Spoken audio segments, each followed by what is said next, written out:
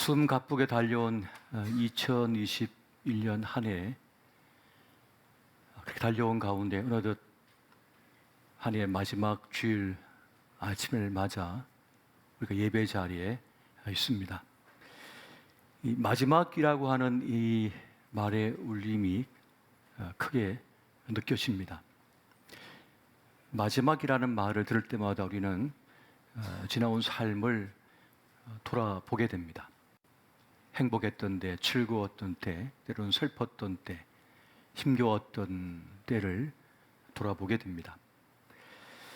그렇게 지난 한 해를 돌아보면 많은 것을 이루기도 했고 또 많은 것을 잃기도 했고 또 아쉬운 것도 많았던 것을 보게 됩니다.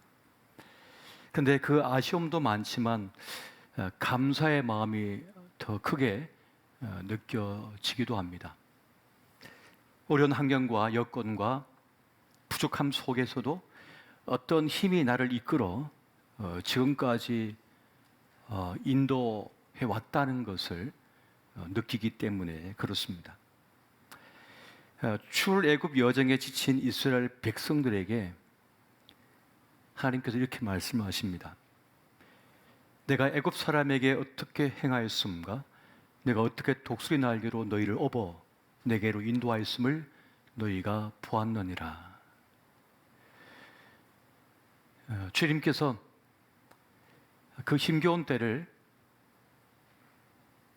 그냥 걸어오게 하신 것이 아니라 내가 너희를 업어서 그렇게 이끌어왔다는 것을 말씀해 주고 있는 것입니다.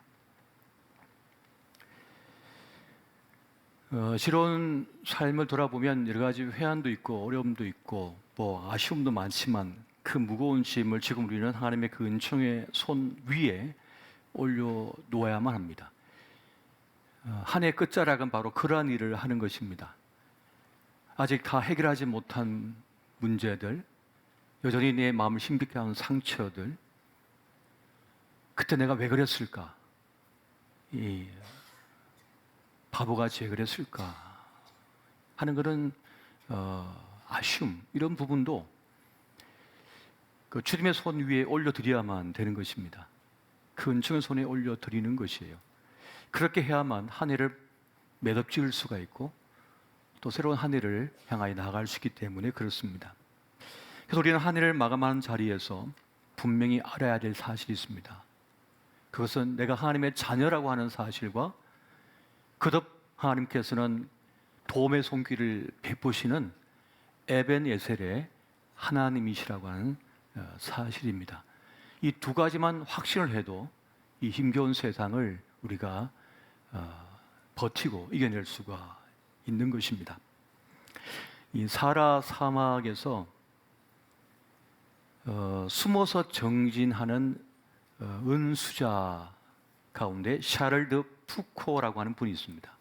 이분이 의탁의 기도라고 하는 것을 기도했는데요. 하나님 아버지, 이 몸을 당신께 맡겨드리오니 당신 좋으실 대로 하십시오. 저를 어떻게 하시든지 감사드릴 뿐 저는 무엇이나 준비되어 있고 무엇이나 받아드리겠습니다. 그가 이러한 고백을 할 수 있었던 이유는 하나님의 선하심을 믿는 궁극적 신뢰를 갖고 있었기 때문이었습니다. 이러하시든지 저러하시든지 주님께 맡기겠습니다. 주의 손에 제 운명을 맡깁니다 라고 하는 이 전적인 신뢰, 이 신뢰가 있을 때 우리는 어떤 형편 상황, 어려움 속에서도 견딜 수가 있고 넘어갈 수가 있는 것입니다. 사람들은 대부분 자기의 정체성을 자기가 하는 일로 여긴답니다. 사람들에게 불려지는 이름으로 자기를 규정한답니다. 부장님, 그냥 부장으로 안 돼요. 대리, 그러면 대리인 줄 안 돼요.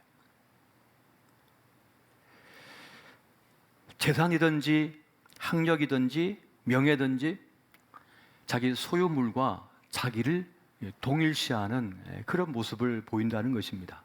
근데 여러분, 그런 것은 시간이 지나면 다 사라질 것들입니다. 세월과 함께, 시간과 함께 다 사라져 버립니다. 없어져 버리는 거예요. 근데 변치 않는 것이 있습니다. 그것은 우리가 하나님의 자녀라고 하는 사실입니다. 이것만이 변치가 않는 거예요.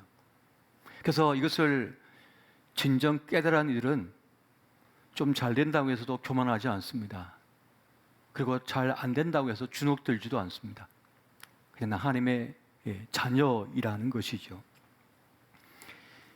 살아오면서 많은 이들이 이루었음에도 불구하고 혹은 이런 것이 별로 없다 할지라도 우리는 변함없이 하나님의 자녀라고 하는 사실입니다.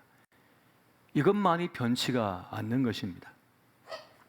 그렇게 하나님께서는 우리 인생을 소중히 보시고 또 우리 인생을 후히 갚쳐주시는 하나님이십니다.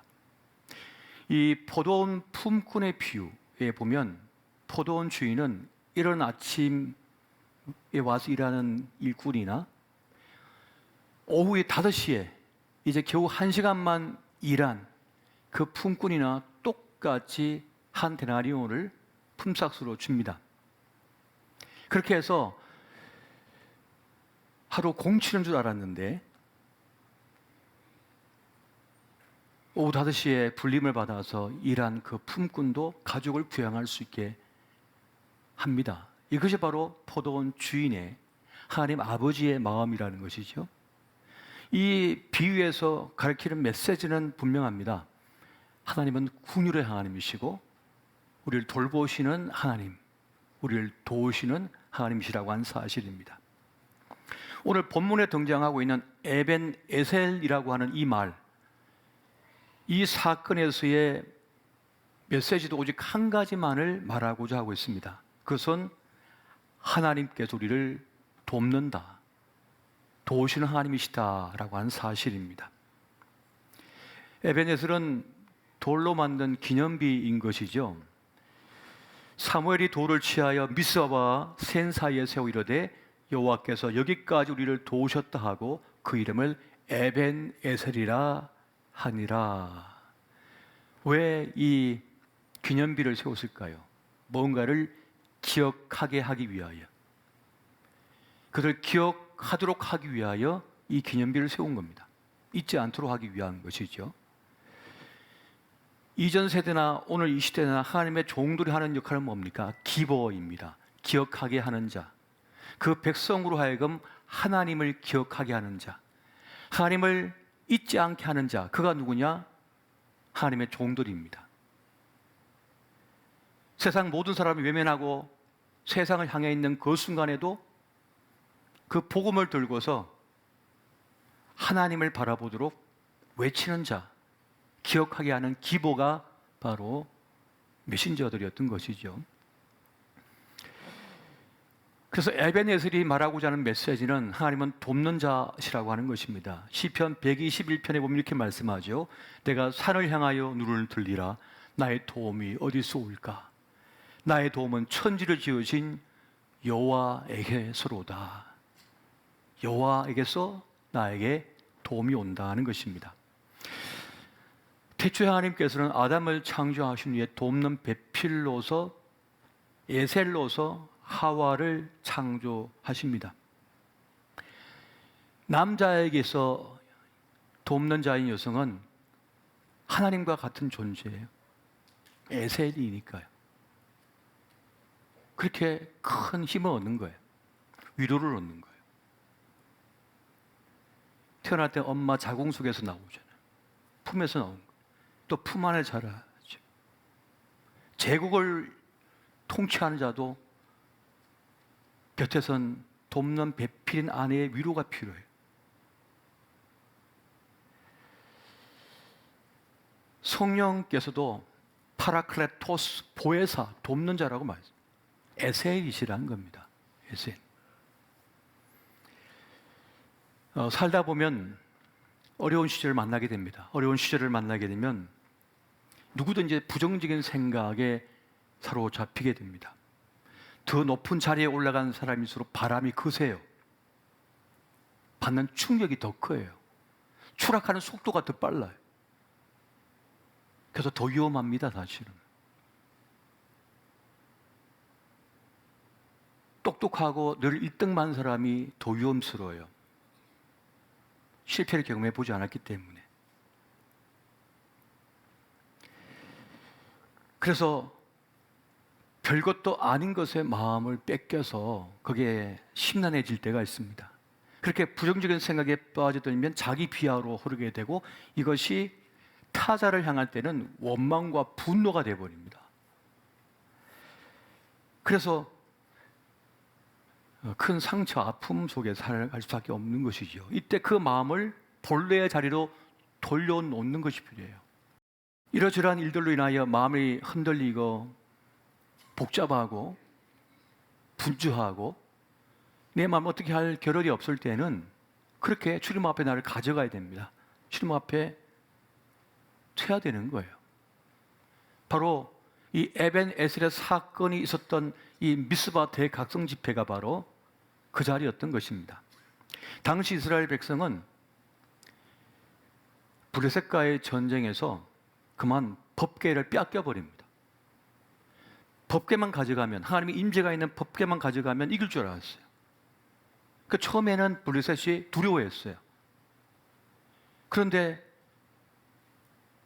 싸워보니까 전과 같지 않고 이스라엘이 힘이 없는 겁니다. 그래서 그 전쟁에서 이기고 그 법궤를 뺏어가 버렸어요. 그때 홈리와 비느하스가 죽임을 당했고, 이 소식을 듣고 충격받은 엘리 제사장은 의자에 떨어져서 죽었습니다. 그때 그 며느리가, 엘리의 며느리가 자식을 얻다가 뭐라고 애를 이름을 지었습니까? 이가 보시다. 하나님의 영광이 떠났다 하고는 죽어버려요.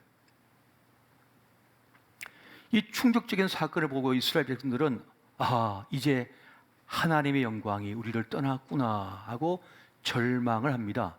그때부터 이스라엘 백성은 끊임없이 외침을 당하고 절망의 구렁텅이로 떨어져 있는 것이죠.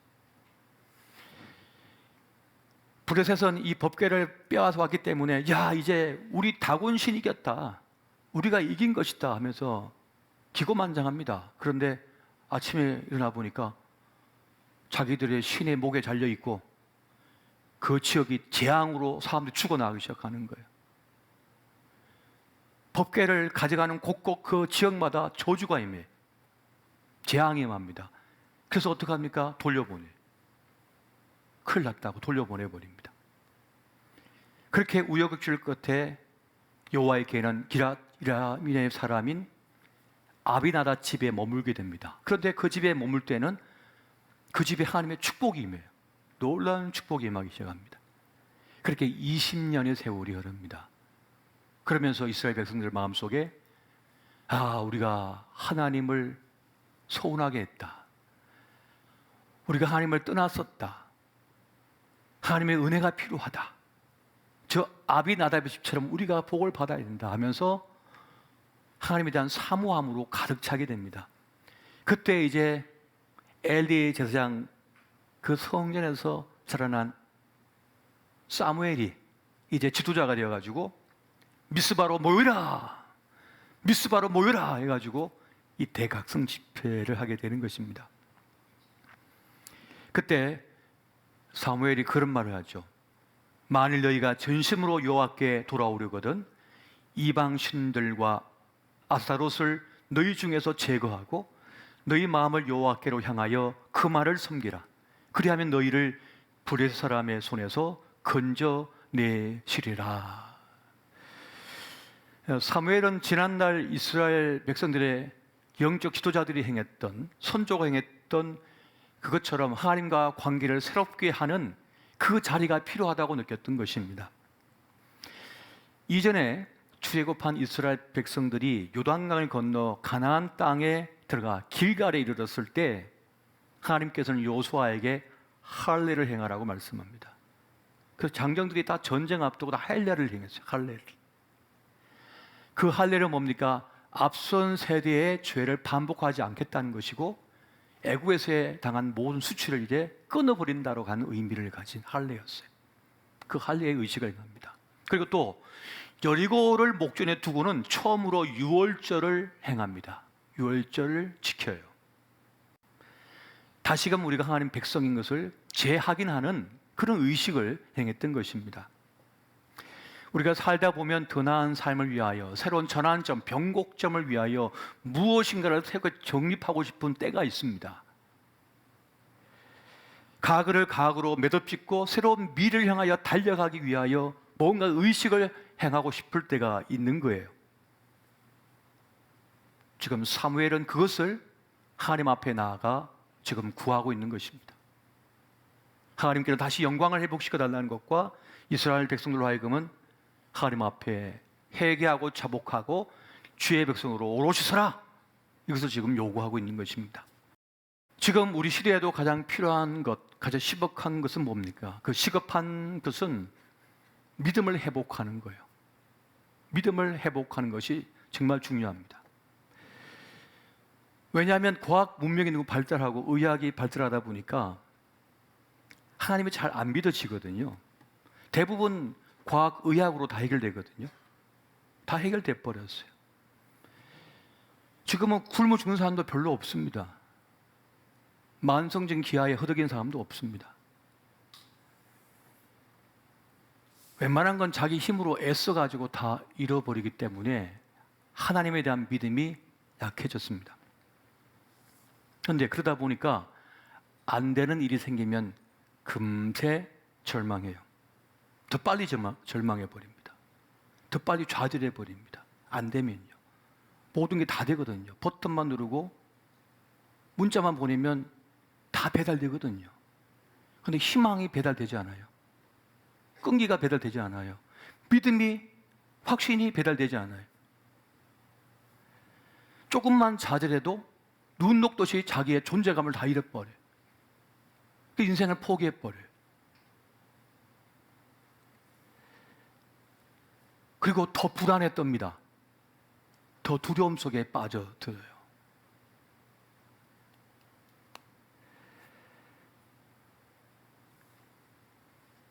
여러분, 6.25 전쟁통에 애기들 끌어안고 부산에 피난 오신 그 아주머니하고 요즘 덩치 운동 빡빡하게 해갖고 덩치 큰 이런 젊은이하고 누가 더 끈기가 있을까요? 누가 더 강할까요? 누가 더 버텨낼까요? 믿음이 없어져 버렸어요. 왜 사람들이 불안해하고 두려워합니까? 자기 능력 한계를 데이터로 다 해봤거든요. 학교 성적, 자기가 벌고 있는 수입, 액수를 보고 자기를 판단하거든요. 내 능력치는 이기구나. 나의 존재감은 얼마짜리구나 라고 스스로 판단하는 거예요. 그것이 자기라고 생각하기 때문에 회사에서 잘리면 못 삽니다. 잘 나가다가 한번 엎어지면 못 삽니다. 그것이 자기라고 생각하기 때문에. 그게 믿음이었거든요. 근데 정말 그것이 자식이 자신입니까? 자기를 진짜 다 알고 있는 것입니까? 진짜 자기를 아는 겁니까? 옆에서 누가 너는 얼마짜리야? 넌 누구야? 라고 불러주는 게 다라고 생각하면 그게 진짜입니까? 진짜. 제대로 보고 있습니까? 이전 세대에는 흑백 사진이 전부였어요. 지금 칼라 사진. 지금은 화수가 얼마나 좋아졌는지 몰라요. 근데 여러분, 이 세상이 흑백인 적은 한 번도 없었습니다. 다 천연색 컬러였어요. 100년 전에도 컬러였어요, 온 세상은. 그런데 그걸 찍는 사진기가 흑백이었어요. 결국 그것을 바라보는 그 능력에 따라서 달라지는 것입니다. 그러면 여러분, 제대로 나 자신을 알고 계시는 겁니까? 제대로 보고 있는 겁니까? 정말 자신의 가능성을 알고 있는 겁니까? 자신의 한계를 알고 있는 겁니까? 내 인생이지만 내 인생의 전부를 모를 때가 너무 많습니다. 내 몸인데도 내 몸 상태가 어떤지 전혀 모를 때가 너무 많은 거예요. 전혀 모르는 것입니다. 그리고 얽히고 설킨 그 마찰음이 어떻게 그 아름다운 곡조의 노래를 만들어내는지, 그 음을 만들어낸지 알 길이 없습니다. 오묘한 조화인 것이에요. 그러므로 우리는 다 모르는 것입니다. 그런데 오직 하나님만이 아십니다. 하나님만이 우리를 아시는 거예요. 시편 139편에 보니까 이렇게 말씀합니다. 우리 한 절씩 보시겠습니다. 여호와여, 주께서 나를 살펴보셨으므로 나를 아시나이다. 주께서 내가 앉고 일어섬을 하시고 멀리서도 나의 생각을 밝히 하시오며 나의 모든 길과 내가 눕는 것을 살펴보셨으므로 나의 모든 행위를 익히 아시오니 여호와여, 내 혀의 말을 알지 못하시는 것이 하나도 없으시니이다. 아멘. 모태에서 내 형질을 만들어질 때에도 주님은 이미 다 아셨고, 장차 우리가 어떠한 삶의 길을 열어갈지도 주님께서는 보시고 아신다라고 말씀하십니다. 그래서 주님은 속단하지 마라, 속단하지 마라, 좌절하지 말라. 그래서 성경은 하나같이 말씀하는 게 뭡니까? 두려워하지 말라, 두려워하지 말라, 내가 너와 함께함이니라 라고 계속해서 말씀하시는 거예요. 두려워할 필요가 없다고. 내가 너와 함께하고 있고, 내가 늘 보고 있고, 내가 너를 이끌고 있으니, 내가 너를 돕고 있으니 절망하지 말라라고 말씀하시는 겁니다.